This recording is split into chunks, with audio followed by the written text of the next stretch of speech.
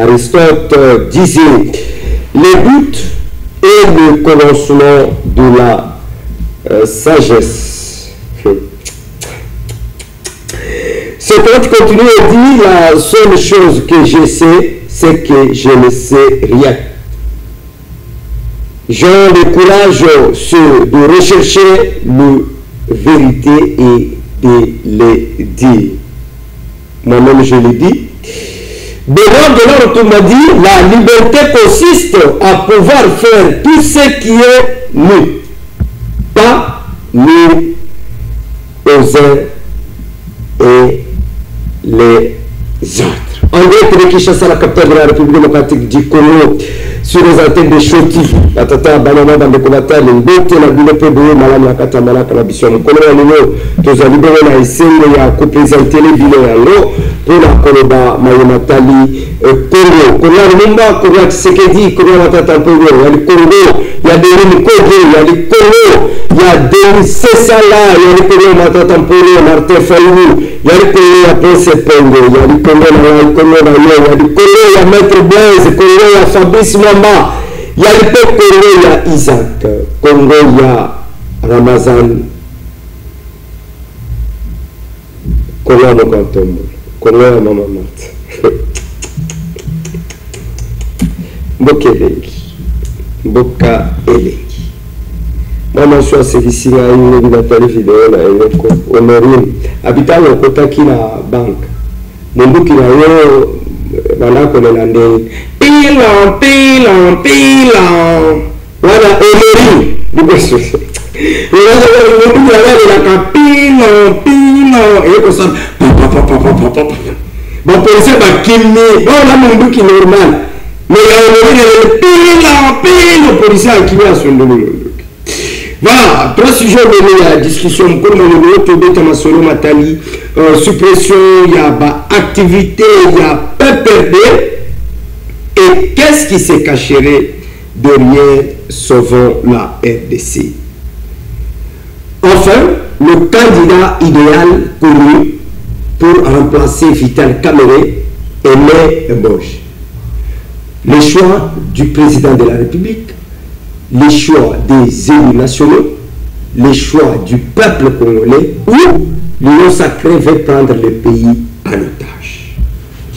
Insécurité à Kinshasa, braquage, le Kouloun s'ajoute jour et nuit, les phénomènes éclairés tout au long de la police et souciate qui dit la loi Capropos. Voilà. Numéro d'ambition, vous allez lancer. Merci la diaspora congolaise pour la soutien. Merci la bana comme bazomna bunagana rututu masisi. Mutuma le bi rututu komisa rututu. Pour rututu eleki. Voilà, voilà, nous sommes ensemble avec vous. Nala, on est là. Nala la langue des amis, ça va. La voix de la réponse. Nala Corneille, la langue des amis, ça va. Voilà. Mwana Congo, Fabrice Mamba. Botipe boye malade. Mbote ndeko Benoît, mbote na co-débatteur, mbote na bakongomani banso bazolanda biso na poko ya lelo. Esengo mingi ya kozala lisusu boso boyo na poko ya lelo. Ah oui. La moni bazana manifeste ya appel mokonzi na bino salaki. Oui, le 18 tozaki bongo na Selembao. Tozaki na terrain missionné. Tobaki na kosala appel de Selembao, tozobenga manifeste de Selembao. Lolenge to mesana ko proposer. 2023 to pesa ki refondation du Congo. To moni ete bazo ko kosalela yango te soit bazo comprendre yango malamu mingi te. Et je l'ai tindel biso photo ya appel na bango na. To redresser yango moke na 10 points. O to bengi manifeste de Selembao. Na kati ya 10 points wana na koyi kotanga pona ba kongomani bazo landa biso. Premier point to lobby, dire non à la guerre sans fin, tout en imposant un véritable dialogue national. Deuxième point au lobby, restaurer la souveraineté. Troisième point au lobby, réunifier le Congo. Quatrième point au lobby, préserver la vie des Congolais. Cinquième point, créer des emplois réels, pas de slogan. Sixième point, protéger la démocratie. Septième, bâtir un État juste et efficace. Huitième, en finir avec la république de la prédation. Nakation Tolobeli, rompre avec le tribalisme, le clientélisme, la connivence, la corruption et l'impunité. 9e Tolobeli, la refondation du Congo. Et puis 10e point, redresser la dignité aux Congolais. Rendre plutôt la dignité aux Congolais. Ezali manifeste à Selemba au Tolansaki les 18. Je crois bien que Mokolo ya les 4, donc la population est bagi na kobenga, ba eba monaki na musika ba limito za na terrain, tokozala na terrain na ba point chonyo so pour que to ba na ko expliquer yango ba Congolais, ba Kinois oyo balanda kibiso. Merci beaucoup. Alors comment y arriver puisque Bino Bolela pour comment trop, on doit y arriver comment lorsque vous serez au pouvoir? Ou bien vous pouvez prendre ces manifestes donnés à Félix Tshisekedi pour abakisela makamala mwana kata kosa. Yamotu ya na yango nyonso ezali tant tolobi dire non à la guerre sans fin. Tobakis tolobi imposer un véritable dialogue. C'est le meilleur cadre qu'on permettre biso to solo là. Toloba na bo solo et puis tolongola nyonso ya mabe. O isalamaki to pesa makanisi na biso pona intérêt ya ba congolais banso. Merci. Bino bomona kabitumbe koli bokesi mabali de biso to mona kiawa nani Délice Sanga candidat. Peut-être à Monique Bitumbe, comme il m'a cassé Fati pèse devant lui. À qui m'a dit Moïse Katoumi, mais au final, non, non. Waneza ou makanisa batu, batonde bakanisa kabongo. Mais batonde bakanisa. Baeba soutenaki le pouvoir en place. Pour nani ne ba condamner ba moté. Biso to soutenir ndeko Moïse, to tia maele longo, il faut qu'on condamne biso. Merci. Motonyo so zali libre, to zali na mboka moko ezali démocratique. Merci. Merci mingi. Merci mon Congo, Fabrice. Je rappelle qu'il est chargé de la communication, la compte et en vol pour la ville province de Kinshasa. Au peut se la Délice Sanga. Ayambanga ka des fois il est là. Azali na imona mboka c'est Sanga yambaka batu baso. J'ai yambanga yi, sinon na beta tout à bord. La pression botte de loin. Voilà. Les chevronnés de l'INC. Le communicateur infatigable ya INC, Maître Blaise. Botte pe boy mala. Mbote mwana mboka Benoît Gelor, mbote na co-débatteur na ngai oyo azali liboso na ngai ndeko Fabrice, mbote na ba congolais nyonso bakolanda biso na province ya Chopo epa ya le gouverneur oyo toko benga Didier Lomoyo Iteko, mbote na mwana mwa kinge l'honorable Vital Kamerhe oyo to benga le pacificateur le premier de la République démocratique du Congo, mbote na kopesa na oyo tokoloba les choix les candidats idéal ya union sacrée oyo bako benga mwana mboka Aimé Boji Sangara, na kopesa lisusu mbote na les secrétaires oyo to benga ka 5 étoiles Billy Kambale bisiko ya kolanda biso mbote na ye pe na kopesa mbote na bana ya commune ya Barumbu Mobimba pe bana ya ville province de Kinshasa oyo ndeko Daniel Bumba ko souffrir biso na ba chantier na ye yake kotiela biso na kabamba na batu moko incompétent lelo yo Kinshasa tokomi kozanga nzela likolo ya Daniel Bumba. Merci tokolobela likolo ya Daniel Bumba tokomi kozanga nzela ake kopesa biso ba charlatan moko boye babongisela biso kabamba lembe seke ko bimisemi linga simanda côté to banda lembe seke voilà. Voilà, et je ne sais que le Bélimoko, dans mon lit, te dit Lomba, encouragé, a vu quand même Snell, il y a quand même des retombées, pas même 90 jours. Tout le monde a le signe de qui se même à 90 jours, quand tu as poudre, comme ça, comme un def courant et à l'été. Mais te dit quand même, un professionnel, il y a Ista, il y a des signaux aujourd'hui. Oezola qui s'inquiète dit l'amba na énergie non sur Kibulenge à côté de sa société nationale d'électricité n'andenge. Oui, merci beaucoup mon mboka Benoît Gelor. Na kolingana recadrer yo kolobate que na courage malgré que vous êtes un procureur, moi je suis en train de vous recadrer, dire que non kolobate que non na courage. Wana eza métier oyo tolobi eza domaine ya Teddy Luamba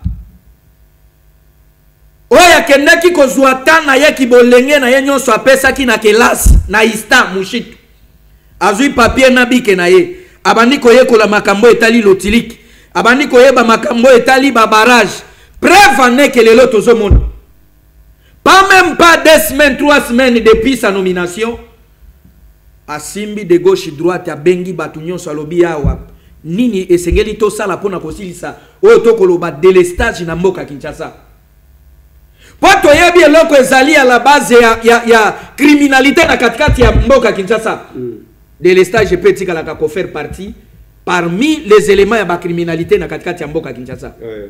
Allez-y comprendre miyibi tomonaka bango koyiba na butu mais lelo bakomi koya koyiba na moi preuve ne ke bomonaki makambo esalemaki na victoire oyo tokoloba mokonzi ya mboka général oyo kendeki kozela biso Israël quand tunayebi te soki malembe musala kitoko wapi bakende ko braquer banque na katikati ya mukolo est-ce que zalaka na yaki kolobela kutu Israël quand tutena pesa ye oyo tolobi ko pesa ye moi moi ascenseur wana koya ko matisa ye te eloko nga na yaki kolobela na mukolo na lelo koloba na mokonzi ya mboka merci tata ekolo kaka na chaîne ya télévision Show TV nde na bandaki kolela lobi mokonzi ya mboka tala eloko likama eningaki ekuta yo kuna na aéroport ya Njili oyo bayebi ke lelo toujours songolo pakala bayeki mokonzi ya mboka kokita na katikati ya mabele na ye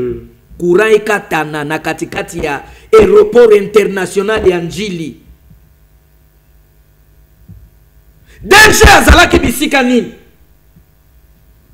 abandaki kovanda ka bisika oyo atiaka poudre ndenge olobaka lukaka kobenda bote tala bilembo oyo mwana mboka Tony Teddy Lwamba akosala parce que ezali domaine na ye secteur na ye makambo ya tangelaka kelasi nalobi merci matondo na mokonzi ya mboka parce que soki yo yokaki biso te tolingaki to regretter mingi lokola yo yokaki biso lelo otieli biso muto esengeli kotia ye na bisiko esengeli yango tokoloba matondo tala bilembo ndenge mwana mboka Teddy abandi kolakisa biso merci puisque tu as allez-y comprendre na matadi à l'époque délestage ezalaki couré ezalaki mbutu na katikati ya Congo central mais depuis mwana mboka Teddy Lwamba tie makolone na bisika na ebonga wana lelo bana matadi kimi ekoti na makambo etali lotiliki lelo bana boma bana mwanda kimi ekoti na makambo etali lotiliki biso pe na Kinshasa wa na ba commune gauche droite ngaba makala babandai kolela courant monga fula lelo courant ekomi impeccable parce que ba barrage to ba bisiko ebandaki kozala na mwa bakokoso atindi ba spécialiste ba kiti ba toucher ba bisiko wana nyonso courant se rétablir. Voilà, dans une minute, est-ce que vous parlez de l'insécurité dans la ville province de Kinshasa? Est-ce que les autorités de la ville atteignent compte? Et c'est par là que j'étais en train de dire. Le chef de l'État doit d'abord interpeller le gouverneur de la ville. Mais je vous dis, si on arrivait à comprendre qui est le patron de la ville province de Kinshasa, qui est le patron de la ville province de Kinshasa? Ezali Daniel Bumba? Tata Nino atikala kokota moibi akotele na ndaku na ye. Ngai nazalaka na momesano yako tango nazali na ndaku na nga avana lala. Nake ko vérifier porte nyonso est-ce que batiaki kale est-ce que batiaki kadena poto yebi mboka na biso yo banyamu nyamu ezali songolo pakala na surtout na ngambo etali mapinga na biso ba policier na biso nde ba super oyo bazali ba expert ya criminalité katikati na mboka Kinshasa. Yango na koloba mokonzi ya mboka esengeli a interpeller nano Daniel Bumba na kolo no to koloba le général Israël Kantu. Oh basa musala kitoko. Bazo sala musala kitoko wapi bako sala musala ya bosoto musala ya mabe batu bako bomba bango na chango batu bako bomba bango de gauche droite kuluna ezongi lisusu koleka. Merci. Merci. Na yabite soki ndeko Fabrice akoki ko contredire ngana makamuna koloba. Mais la main. Merci. Et comme ko sala biso Sonia koloba bi na pouvoir na biso ya Fati Beton. Baba ndako boma peuple congolais lokola banyama. Merci. À quoi baba za ko kamba mboko? Merci beaucoup. Merci. Moi na kono Fabrice est-ce que Daniel Bumba bloquerait l'avancement de la capitale ou ba prédécesseur naie de bakokaki kotambwisa Kisasa ndenge longo banité. Alors lui paye les pots cassés. Yangobila, Kimbuta, est-ce que dans ce qui se passe dans la ville province de Kinshasa aujourd'hui, Daniel Bumba est-il compétent et il peut donner le meilleur de lui-même? Merci pour la maloba. Yamona na yanola. Na boye ibo na kutayaki na bandeko yo natra. Lelo basalaki sitting. Na palais na primature. Toujours interpellé ndeko DG Martin Lukusa. Martin Lukusa le bien ça musala kitoko. Mais sitting yani moto zo sala musala kitoko sitting ko sala. Ayeba na kobongisa. Ezali malamu te batata wana na barrière o bazalaka na yango baba na ko telemaka na se moyi ko betaka ba siffler ezali malamu te pona bolingo ya mboka na biso. Nakota na motuna na yo. Oyebi ete pona ko kamba ville ya Kisasa oyo ezalaka na ba axe mi balé. O isengeli moto nyoso tango azoya ayeba na kotia maele ezali environnement et sécurité. Environnement et sécurité. Mais na nyoso mi balé ndeko Daniel Bumba jusque là zo échoué. Ah bon? Na sepeli mingi na ndeko Blaise maître azali na union sacrée kasi na sepeli na ye parce que azali ko reconnaître nyamu ezali na kati ya famille politique na peut-être allié bichop ezali kamba kolia te ba congolais conscient bazali ba babundaka pona volonté pe pona bolingo ya ba congolais banso ndeko maître Blaise na sepeli mingi na yango. Mosala ya ndeko Daniel Bumba jusque là ezali libungu ntulu. Ah bon?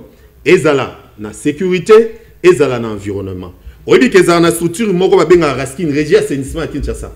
Ah ouais. Agent kuna za na 5 000 francs lokola salaire. Obi? 5 000 francs lokola salaire. Moins de $50. Moins de $50 et puis tisi quoi ça comme na nyongwa 10 mois arrière ya salaire. Depuis hier. Mbongo ezangi te na ville. Bon, vous avez dit na ville. Pour la même sécurité, na kati ya ville à Kinshasa. Mabe ezali tellement profond que ya yambo ezali nanu la police na biso. Yango tolobaka biso to pesa déjà biyano na maïma so mazali ko tungisa mboka na biso na kati ya projet na biso à refondation du Congo. Lelo système oti koloba ya ba éclairer et komi ba nommé moto major na commune moko boya bani ko tambola na civil atamboli na e mikolo mitano minei omoni moto na komi ko lata teni na ministère intérieur ba ebiete ba kuluno bazo lokota lelo policier nyonso sa ekoli ko kumba moto pour katra kasaka bandeko ba kumba ka moto na bisikete baza na ba zone ezali dangereuse pour na ba kinois et sengeli mona mboka Daniel Bumba ayeba na ko vandisa ministre na ya intérieur ayeba na ko solo na ye na ebiete hein ministre de l'intérieur na niveau provincial. Na niveau provincial ezali ndeko Thierry te. Koki ko zala ndeko Thierry. Ata sur terrain témoin. Et koki ko zala ndeko Thierry. Esengeli ba vanda na la police na biso. Ba eba na ko réunir na ba chef du quartier. Ba no ba ko sala ka insécurité ona si ba ba venir ba vanda ka. Ba eba ni ke ba vanda ka bisika boy. Asangisa ba chef du quartier, ba chef de riz. Bon, les kamomoso pe ezali bato wana bazali susu na tina tel boso ba politicien. Tant to banda ko kola bato bazara bato tina pe motuya. Ata avant boka tanzete na bino ya ko intervenir. A chef du quartier, chef de riz ata so bingo te ka lopango. Azali na mo lelo ba ko loba. Mais lelo yo politique lelo bati ba ekarta bango. Mais ba vanda na mesa bato wana bakoye bako identifier bato nyoso bazali ko sala insécurité. Et sécurité mosusu ezali na bandeko bazo kumbaka moto bazo utilisaka bango pona ko sala ka ba braquage ba bloko nyoso wana. Il faut un système de contrôle oyo ko sala ete ba moto nyoso ne bana ko sala contrôler. Tout en plein 21e siècle. Merci.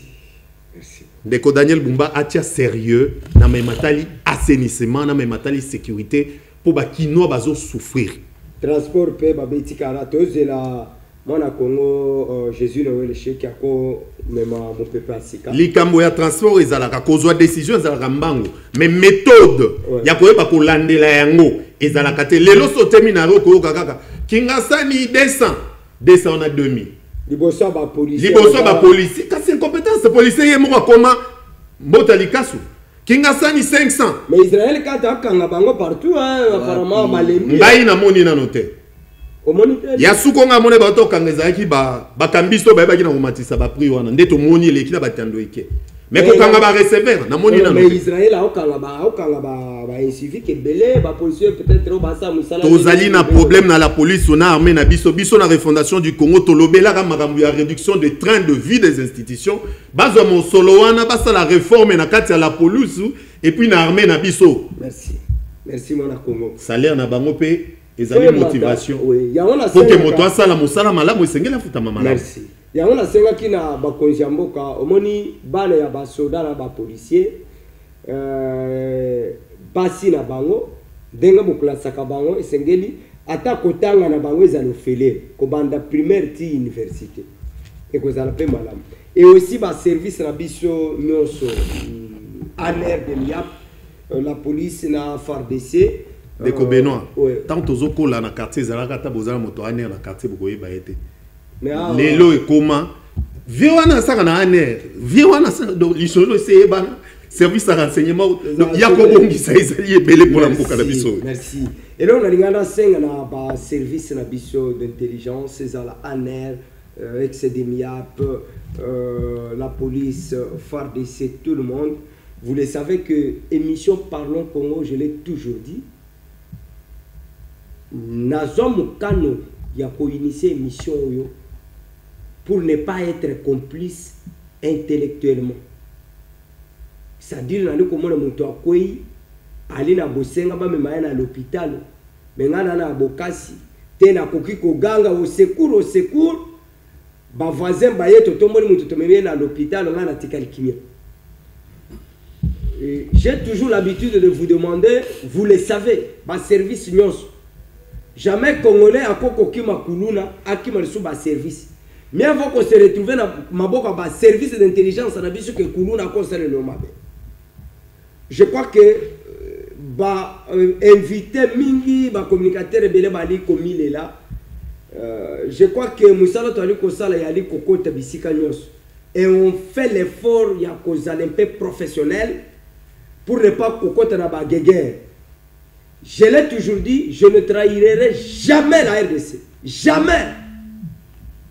Je ne trahirai jamais la République démocratique du Congo. Tu me connais kokota mabele.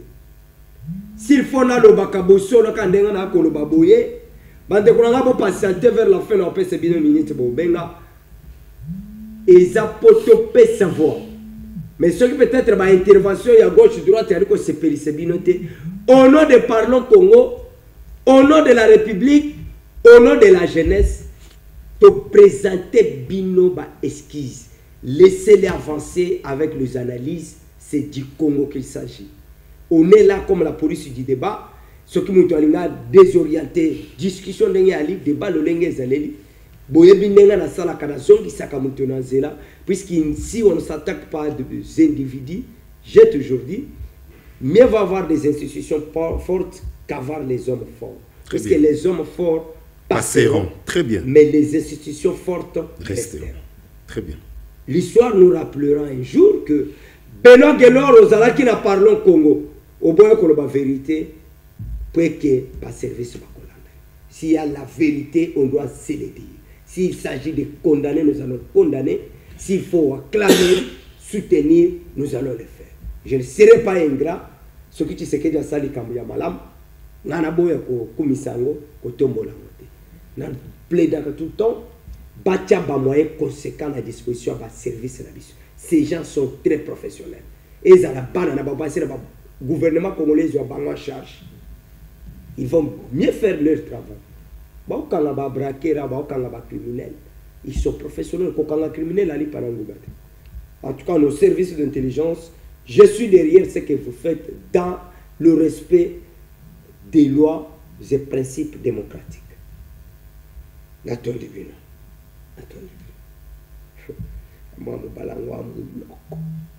Maintenant, enfin, union sacrée, INC en juin. Et même le candidat idéal, d'abord pour le président de la République, n'a évité les appels pour le peuple congolais. Mais Mbosso Aleli, Mbosso aleli ce comme moni mukolomi ce comme rouge aleli. Il faut Mbosso a démissionner. Christophe Mbosso pour être légaliste et démocrate démissionner. Puisqu'il y a des candidats dans le poste na yo tikaki. Vous devez démissionner. Tata Mokoza école. André Mbata. Christophe Mbosso doit démissionner. Il faut que les candidats à la deuxième vice-présidence, bureau de l'Assemblée nationale, ils doivent compatir aux élections. Mbosso, vous devez démissionner. C'est ça l'état des droits.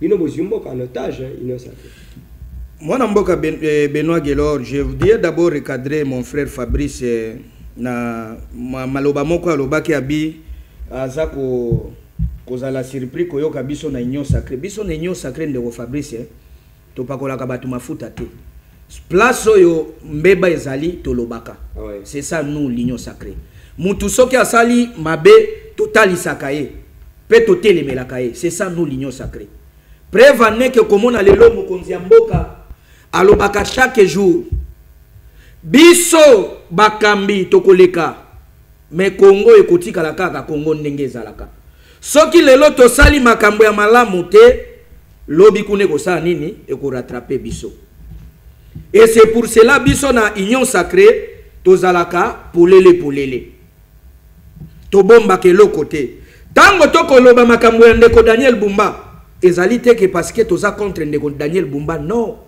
tolingi ndeko Daniel Bumba azali moko ya union sacrée mais bisiko akosala mabe sengeli toloba yango bana na biso lelo po muto abima kaka awa na bon marché akende na lycée Kabamba c'est tout un problème il faut comment on a exercice bana bakosala moko mususu na ke na moni mwana moko boye babandai koya na moto entre Kasai ba Congo mwana na uniforme na bakaye na kati ya mayo wo nyoso ana bakotalisa nani c'est toujours lui Daniel Bumba yango zoyo katozolo ba mokonzi mboka il faut veiller na makambo oyo mokambi ngumba Kinshasa ko sala ba peuple congolais ba ko sepela na ngote ko bisika to leka ka peuple balobela kabiso bino ba pouvoir tala makambo ekoleka pona nini bo défendre kabiso te nde tozana droit ya ko défendre bango na yeko lobela makambo oyo ndeko le procureur Benoît Guélor eko tuna ngai na yebisaki la fois dernière que ça soit nous l'INC on n'avait pas d'autre choix nous sommes seulement remis entre la sagesse du chef de l'État ce que le chef de l'État nous a proposé comme candidat nous on ne doit pas aller à la contre au chef de l'État Talisi Biso parce que yenda zali autorité morale et union sacrée oyo ya kolobela biso nde yango tokosa nini tokotosa pe tokozala sima ya maloba na ye quand le président a lobby puisque vous allez prêcher par l'exemple il y a démocratie la démocratie exigerait à ce que nous soit libre donc tous qui na 12 candidatures na kati ya union sacrée et sengela tata mokoza ekolo atinda bango bakende kobeta ndembo oyo akobima abi pona camera toke na primaire mais pona aimer tata mokoza ekolo apona bon ngana lingi na zongela lisusu na sujet wana te nalingaki nazala soki sujet oyo tunakanga deva mutu moko to militaire pour communicateur moko ya IDPS à ce moment-là non pas na makambo ya 100 jours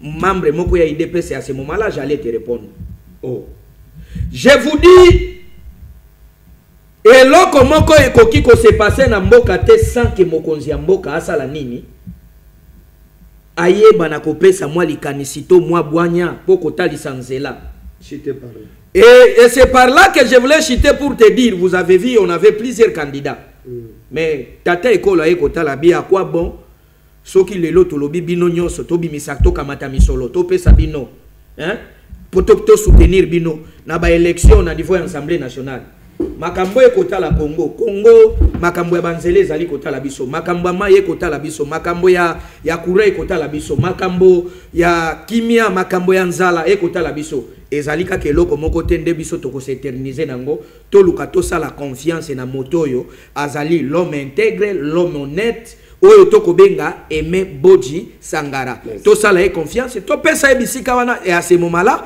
nde bazwaki mokano ya kopesa mwana mboka Aimé Bodji Sangara confiance ya kotinda ye lokola candidat na ebonga ya mokambi ya Assemblée nationale. Moi, Congo, apparemment, ce que l'Union sacrée fait, ça se prouve à suffisance que la démocratie règne. Alors, ma question. Christophe Mbosso, à quel côté que le dossier, na secrétariat ya Union sacrée. Na éviter ce qui est comme qui bureau ya Assemblée nationale. Tokuna dans la deuxième chambre. Tokuna 3 chambres ya parlement, je ne sais pas. Mbosso dépose des dossiers pour reprendre les pécheurs de l'Assemblée nationale pendant qu'a démissionné.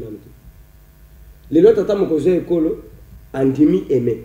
Mbosso a causé la poste il y a deuxième vice-président. Il faut démissionner pour le candidat au suggérant qui va dans la ouane. Il y a mon qui est le deuxième vice-président de l'Assemblée nationale. Il y a l'itinité. À fond de la couloir, que les choses avancent.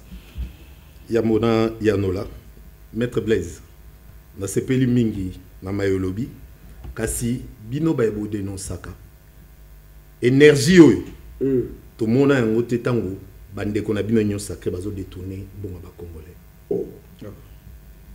ba sporteur ba gangi to mona yango te mambo lampadaire mambo ya stade elo bazo tonga pembeni ya arena mambo 145 territoires to mona yango te yango na kamwaki soki tobi tozonga sima énergie pour na ramo bazwaki ba congolais to mona yango te enyokola ba congolais 100 jours quand même étiquette biso de motera ba monsieur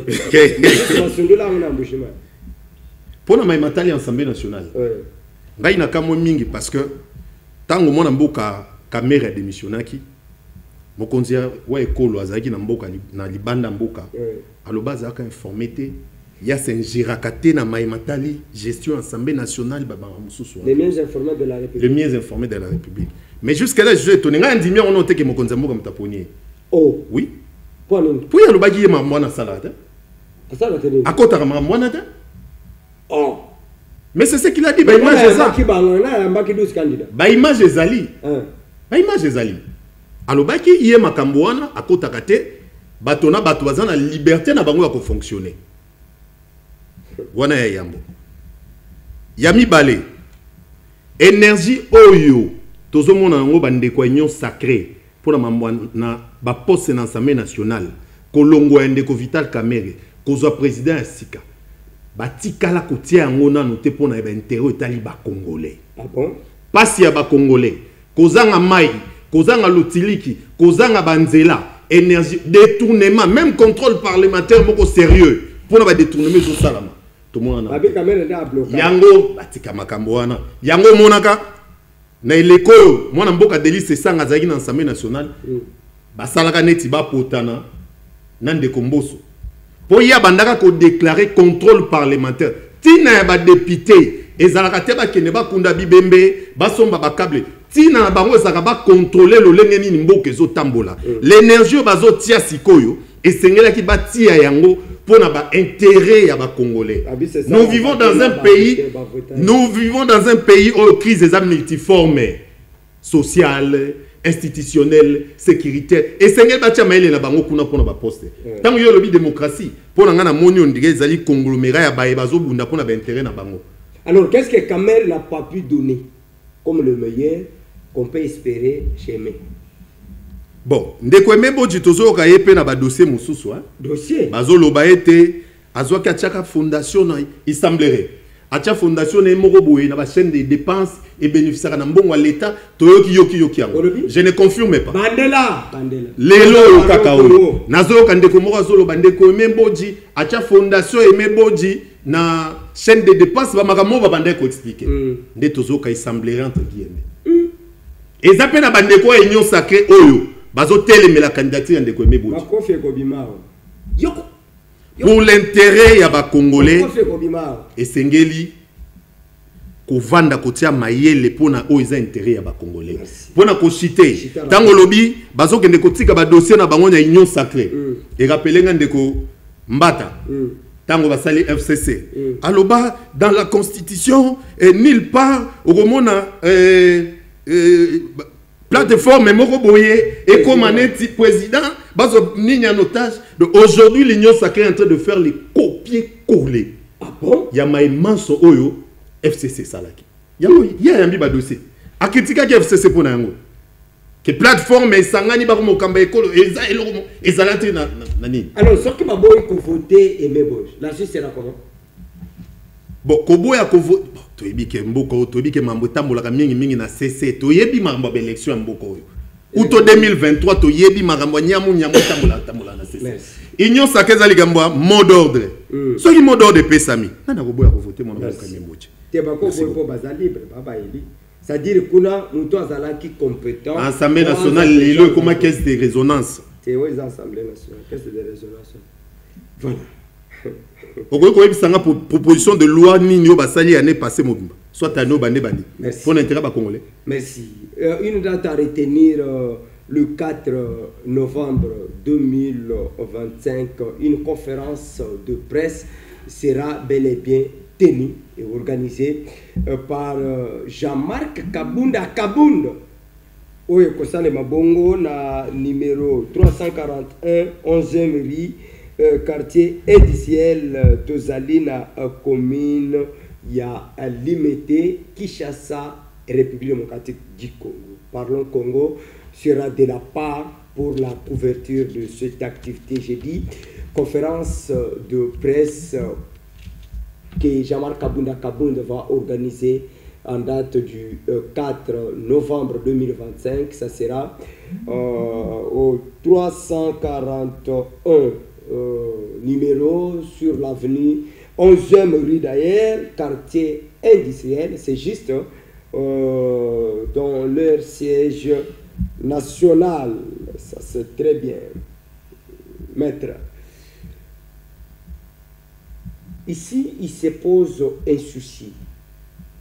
La suppression des activités des partis politiques, qui M. Sobazo Senga Kena, cette qui la partie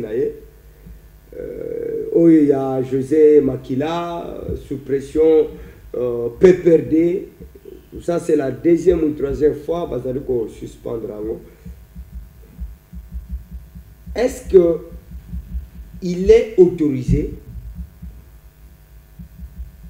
un péché ou une erreur d'un leader dans un parti politique qui se fait bâtiment se basa inclus.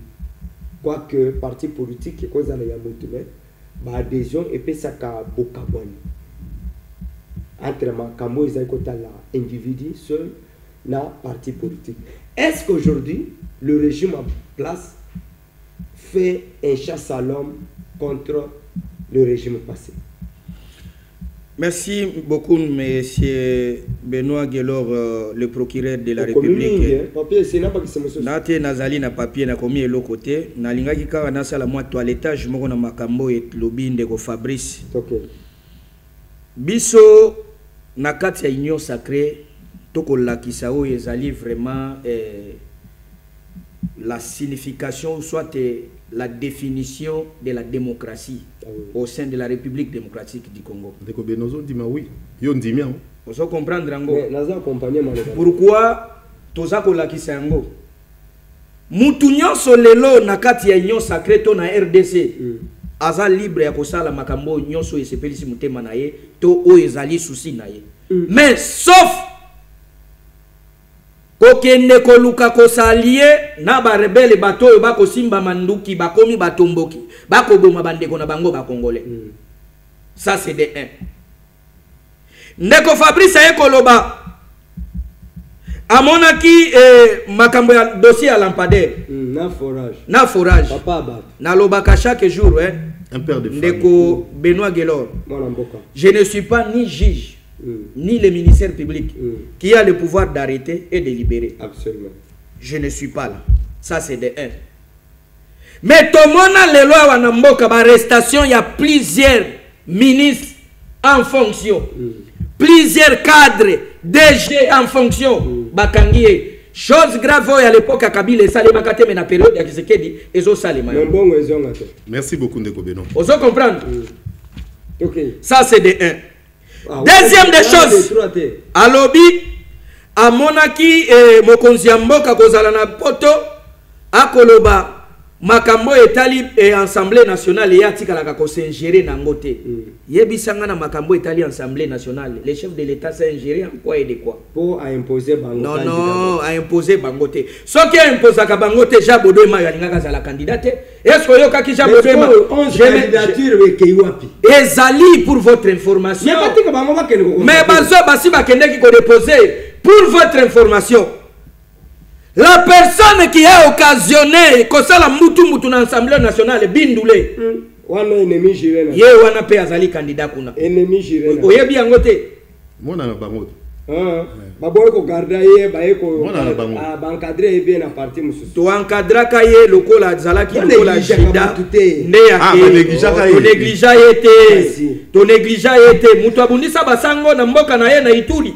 Toza même na ba image.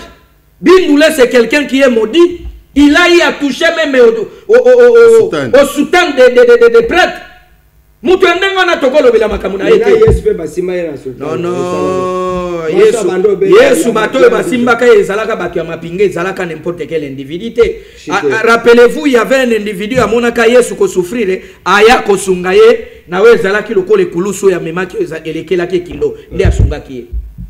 Pour citer, pour te dire, on a banai koyebisa ndeko Fabrice mokonzi ya mboka Maître Lobeli Ramte mokonzi ya mboka atikala ko condamner fermement na makambo esalemaka à l'époque na ministre oyazalaki ya PTNT ti lelo aza ministre ba changer ka ministre oyo atikala ki kosala ba oyo ezalaki banyamu nyamu ba kondanaka ya zalaka même interpellé devant la justice pour votre information souka nango ba maintenant etisco mais tout est clair na dossier et c'est pour te dire chez nous à l'Union sacrée totika la kabuzo bele kanate pour citer par rapport na makambo yo le procureur Rauti Kotunanga.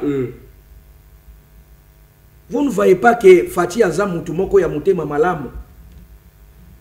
Un Congolais peut quitter ici les lois Bimia Wapa Yewana Nagoma ou Asangani à Soloni na ba M23 après Xita Bomoni à Kitine aéroport d'Angil Tomoni Yewana ko Solana ba Congolais mususu. Service à DGM sala musala nangote ya bi papa obimaki date nini okotaki pe ya ozozonga date ni ozalaki na bisika nini. Basala ka contrôle na mutu nyonso Congolais nyonso. Absolument. Y compris même ngana bimika kawa na kei Kisangani na DG me ona ba ebisinga bino monsieur kombo na yo nani ovandi na avenini ozokine na Kisangani kosala nini réseau na yo ba séjour na yo kosala mikoloboni kuna tango batuni ndengwana nde balobi bazokanga. Merci. Alors deuxième des choses c'est pour chiter. Oui. Soki lelo mokonzi ya mboka azalaki dire na batu mususu oyo ndenge tomonaki à l'époque na pour période ya Kabila des fois lelo yo ba kwaki kutangela biso batu lokola ba Denis Sesanga te. Oh, moi je vous dis Denis Sesanga n'est pas un exemple à suivre. Qui ne connaît pas l'histoire ou soit l'historique de Denis Sesanga? Et là qu'on dit Denis Sesanga memela biso ya sikato ya malamu na katikati ya mboka. Parti politique en vol. Parti politique en vol. Asalela ba Congolais ni. Amemela ba Congolais ni changement ni. Kaka ba discours oyo batika la koleka de gauche droite. Mbula boni azala député à kosa peuple congolais. Atongela bango eloko nini? Kelas hôpital. Ah papa. Totika ba distraction ko ya kokota kana ba bikota kota ya makambo. Tango toko lobele sengeli biso moko tango tozo loba tozo défendre Congo, il faut toza la modèle. Lolenge na biso ya kobika, lolenge na biso ya kosala, lolenge na biso ya ko servir peuple. Ndeko édifier mokili mobimba bakoloba bi, ça c'est un modèle à suivre. Est-ce que Bino Baya pouvoir dans 30 secondes? Joseph Kabila, na quelques leaders de l'opposition ont suggéré que Bozo Kokotombo la défi à Congo Congo et les Bino charge. OK. Pour passer la sauvons la RDC. Vous pensez qu'il est temps, peut-être il y a quoi pour Kabila, va sauver la RDC au bino bokoka kobi ki sete ndeko Kabila koya ko sangana na opposition nyonso en général pour na ko sauver RDC ba ko sauver yango na ndenge ni na période ya Kabila nde to monaka FDLR ko exister nde to monaka PDF ko exister na période ya Kabila nde to monaka M23 ko exister na période ya Kabila nde to monaka ba Kodeko na Ituri ko exister lelo pour votre information nzela ya Kisangani Bunya Ituri ezalaka te tuna le gouverneur Lubo ya koyebisa yo oyo babengaka kango couloir de la mort nga moko na meka ko bima de Kisangani ya Ituri papa na lapa na lobi tindenge na okota kama bele nazali na ndeko na nga moko maître Augustin ya koyebisa yo nzela wana ezalaka sous praticable te. Qui est à la base de tout ça? C'est Joseph Kabila avec ses adeptes. Oh le loto kanisa ki bazaki batumala munzoka baza batuma besi oyo baza la base ya kotangisa makila ya bakongolais oyo bakokufa na Beni bakokufa na Butembo bakokufa na Goma bakokufa na Bukavu partout na RDC ezali likolo ya mutu ya Joseph Kabila. Moi na comme Fabrice rapidement ndeko alobi pas difficulté mususu au régime en place ya kokuta na bango mais je suis à Kabila de deux apparemment Kabila a s'est comploté na banguna ya Congo pour affaiblir Kinshasa et Détroit azali na manœuvre ya composer discipline na ye makanisi na ye azo rêver kozonga na pouvoir. Est-ce que vous pensez que aujourd'hui si le gouvernement actuel et le régime actuel avait répondu convenablement puisque banakati akosala musala bangondo bapesi Kabila maloba a constaté que bako kotombola Congo te yaya kobikisa. Merci mingi pour na maloba Yayambo, nasa actualitage rapidement. Na comprendre que maître azo maîtriser même azo lobate pour au lieu loba délit c'est ça azo loba déni. Donc la justice. Déjà so bokomi komba mutu mabese ke mutu anate. Mais comme tozangani na plateau, exact délit c'est sanga. Délit dénité. Délit c'est sanga. Délit c'est sanga. Délit c'est sanga. Na bo rappeler hier que na union sacrée place Bisika Bazali, ne Bazali na ba seigneur de guerre. Bakenda ba CPI ba rapport nyonso ya ba organisme internationaux zo reconnaître neti ba rebelle ba bongola mité ma nyonso ke comment place ba peto purificatoire ba verset biblique mai kuna ne ba purifier bato kuna ba passer ba auto lo ba que non président de liste sanga tonga eloko mokote bazo continuer erreur na bango. Le rôle d'un député maître n'est pas d'aller construire une école chez eux. Le rôle d'un député ezali à surveiller misala au gouvernement ezali ko ça na ba contrôle parlementaire et légiférer les lois. Mais pour na kota na maya lobby c'est le seul député oyo a utaka ko senga ya une année passée na ba engin na o l'été zo sale lelo na Kasai ezali à ça la 50 km ya teur bati na mbongo na gouvernement pimela kai baboya kango. Et puis na histoire ya union sakende bazawana pour le bin assemblée nationale de Kodeli c'est ça nga sale lo mokote c'est aleki union sakende mo mala proposition à loi aleki union sakende mo mala proposition à loi azana ba proposition de loi o mon côté na union sacrée na peso exemple ya moko conférence ya ba président ya ba gouverneur o ba koma ko kenisa la loi c'est ça. Ah bon? La réduction des trains de vie des institutions c'est la proposition de ces centres. Organisation, organisation à cours constitutionnel, na fonctionnement nango. La loi de c'est ça. Il a plusieurs propositions de loi. Il y a moins Mosala au député national à Sengeli Kosala. Et proposant que la fondation du Congo, aux alliés et à la situation au Congo, ils ont traversé les lots. Les autres ici manifestent des Selimba avec 10 points. Merci. Maïmatali, suspension. Il y a Bandeko, il y a PPRD. Nous sauvons la RDC. Ngai loko et retenir ngai mingi na lettre wana ezali. Na moni confusion moko. Na ebité soki ngai moto Nathalie yango mabe. Mais na moni contradiction moko na lettre on a sauté na paragraphe ayambo bipai moko ba lobby boy permettre ngai bipai moko ba lobby mais c'est le secrétaire permanent du parti du peuple pour la reconstruction et la démocratie 6 au croisement des avenues Pumbu et Batete là dans la commune de la Gombe na souka ba yeko ba kisanika na lettre wana déclarant que la présente signification se faisant pour informer attendu que les signifiants n'ont ni domicile ni résidence connue. Lettre oyo signifier bango suspension na bango.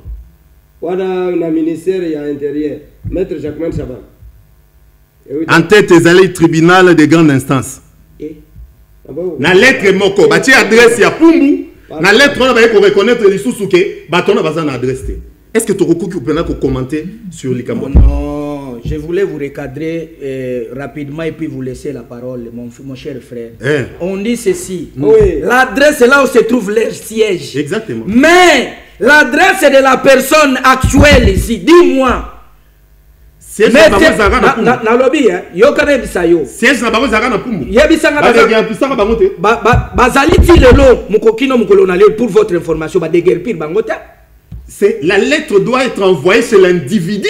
On ne peut pas envoyer sur l'adresse connue. Pas chez l'individu. Oui. C'est ça ce qui nous dit les droits. Merci beaucoup. Mais l'adresse soit bâtie pumbu et puis bazo reconnaître le sous-sous. Mettre au expliquer monsieur. Alobi adresse et place bakei. Mais mutu ne ba yebi eza lokola bisika yo salaka. Vous comprendre. Balobi chaîne ya Show TV ezali na bon marché na avenue Songolo Pakala. Croisement et Kabambare et oyo babengaka nini flambeau. Ozo comprendre. Mais adresse peut-être tolobi nakisa bolimbisi papa Kabundi Walesa. Place bisika ya vandi te bayebi te. Merci. Na dossier awa bisika Kabila yebisanga adresse ya Kabila mikolo na dossier awa to bisile ya Kabila ezali wapi bazo suspendre PPRD. Mais qui est une personne morale. On va pas donner l'adresse d'une personne physique. On doit donner l'adresse d'une personne morale. Et cette personne morale est gérée par qui? Pas un individu, non une personne physique.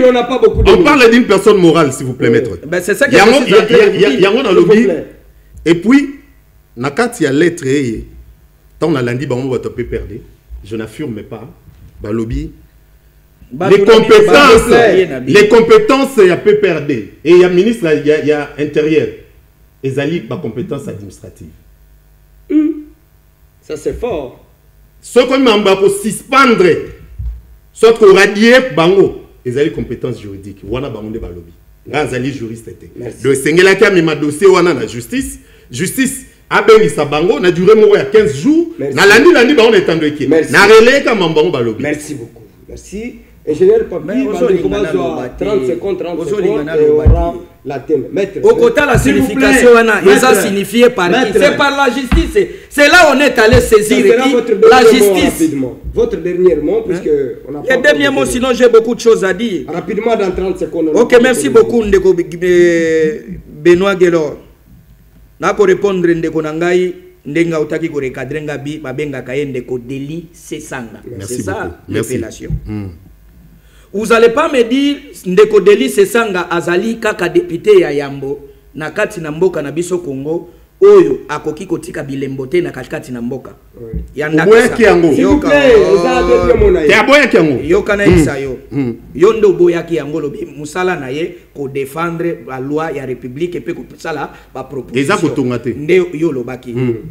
Ezali parmi bilembo oyo sala kana peuple de sorte que no baloba bino oyo azande ko ya kopumbwa te azali soso ya sala kanini alala kana biso preuve neke Ndeko Steve Mbikai azali na union sacrée to azali na opposition. C'est moi qui pose des questions ici. Non les amis tuna na kotuna tuna bayimbo tuna asaka jalelo na pouvoir azana biso elongo te pour votre azana a soutenir la chef de l'état azana union sacrée azana ba école na ye azana ba flat na ye azali oyo mutu lelo na monaki moi éliminatoire moko ya coupe d'Afrique ba Marocain ba yaki ya balalaki ba kendeki pe ko loger na hôtel na. Merci. Wana ba Marocain na tango ba kei ba lobi ya un député congolais mutu atonga to lala pe na nini na flag na ye.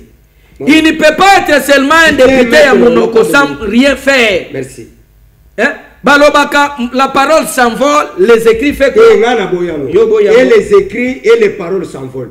La brève carte de lecteur Yakadjou. Qui peut me contredire? Qui peut me contredire? Moi, c'est un défi. Moi, je peux vous contredire. Les écrits s'envolent et les moi, je peux vous contredire. Moi, je peux vous contredire. Ma carte est là. Carte est en moi. On est l'ongé du maître. On est l'ongé du carte nanga depuis la Maître Blaise. Que les paroles s'envolent et les écrits restent le kuta. Les écrits na carte de lecteur et s'envolent. Yanga et s'envolent. Yanga yango na kolakisa ba congolais ezali. Ba congolais yango ba mona yango ezali. J'étais rapidement. Merci. Nazo benga ba kidima nyoso.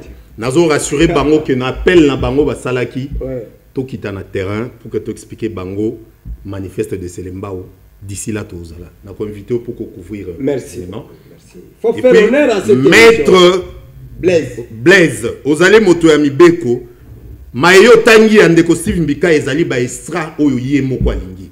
Mais le rôle d'un député, pourquoi ben parlementaire, ezali pour que azonde makambo ya ba population amima. Et pas nanga nzele bukanaki l'État a tiré mon soldat ko bongisa nzela. Comment na ye kotika la kaka? Merci. Merci beaucoup. Merci Toyambak, s'il vous plaît.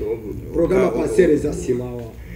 Merci Toyambaki na tina na bino maître Blaise Chulungu cadre ya UNC ya Vital Caméré tozaki longona mwana Congo Fabrice Mwanza oyo communicateur ya envol P chargé ya communication pour envol ville province de Kinshasa bino ba ibobotola ki mapang na ba concession ya ba ancien combattant bozongi sango po Eliezer yo wana zoya Eliezer azoya na ba mbile bakokanga bino na lobby avant Eliezer a comme place bozali pour parler Congo ezali ko soutenir ba action na yi Eliezer tindela ga ba action na yo ngai na kolobela ngo na Show TV Arsène botindela ngai ba elema Eliezer tambwe bino ba botolo biloko ba ancien combattant Eliezer aya na ba soldat ba ya kokanga bino